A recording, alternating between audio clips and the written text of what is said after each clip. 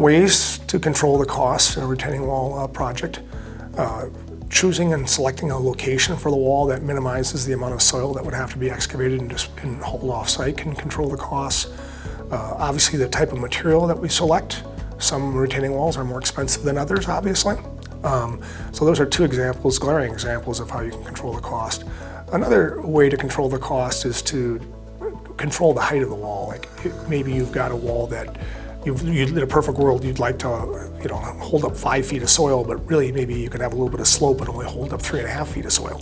So controlling the height of the wall can also then control the cost. And the last one is the length of the wall. At some point, you may decide that it's okay to have that slope to grade, just have it be a hill.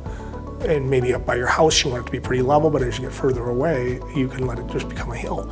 And by, shortening the length of a retaining wall, you control the cost pretty much proportionally.